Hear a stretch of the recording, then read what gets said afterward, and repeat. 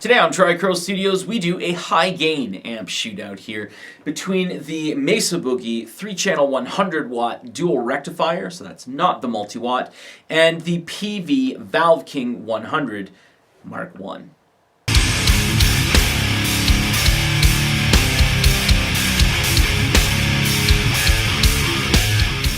So very quickly, if you want to hear either of these amps with just metal, not A-Bing or anything like that, with a few different guitars, take a look in the description down below. I'll leave some links to some videos that I've done with them.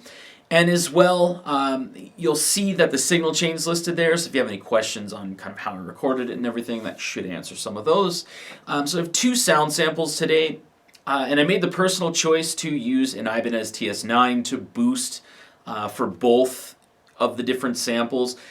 You don't always have to, but I made the personal choice just simply because I wanted a little more saturation in the sound, and especially for the Valve King, I wanted to kind of thicken up the sound without nearly brick walling.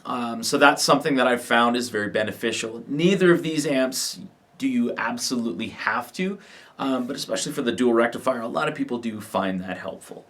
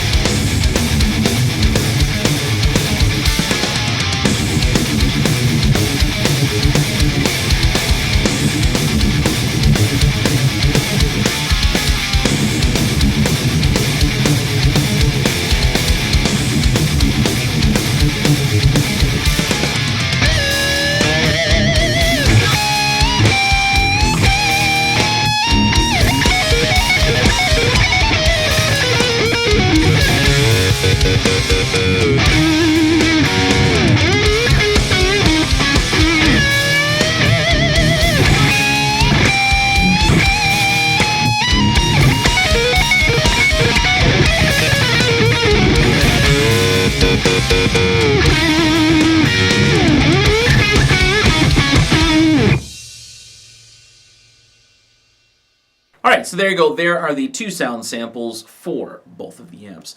As I did say, I made the personal decision to use an Ibanez TS9 Tube Screamer in boost mode.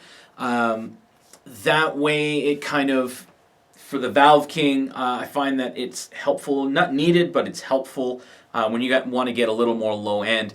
And I really didn't want it to, in complete comparison to the dual rectifier, because there's a lot of thump and low end to the dual rectifier.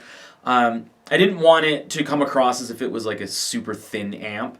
And when you crank the low end, the bass control on the Valve King, it sounds awesome in person, awesome to the ear. However, it can be a little tricky when you're actually mixing it into a mix, because it nearly brick walls. Doesn't always, but it can have that effect. So I wanted to give you my reactions, kind of what I learned through doing this high gain amp shootout. So basically, what I discovered was the Valve King, though it is a very surprising amp, it really has trouble with clarity at higher volumes, whereas the dual rectifier, even though it can sound like a can of buzzing bees, actually can give you that more pronounced low end and a little more balanced frequencies overall than the Valve King. Does not mean that the Valve King is not a good amp. I'm very happy to have it in my collection. I own both of these amps, obviously, but if you are kind of curious if I'm trying to make one look better than the other, I really don't care about that. But yeah, it's just something that it's maybe a little obvious, but it's something that I really pulled out, because when I felt I was going to do this shootout, I thought, you know what, I probably won't use a Tube Screamer on the Valve King. Maybe I won't use it on the second sound sample for the dual rectifier. And in comparison, when I was recording it, that's where I really found a little more benefit to using a TS9. Anyway, that's really all I have to say. You can leave your thoughts down in the comments below. I'm sure there's a whole bunch of people out there that are basically going to take a poop on the Valve King 100. It's a really good amp, and it's just something that I find, especially when you have a whole bunch of amps and maybe you're used to using just one all the time. It's a good way to kind of take a break from the norm and kind of put you outside of the box and possibly help you discover a few more tones. And sometimes those amps make you play a little dirtier.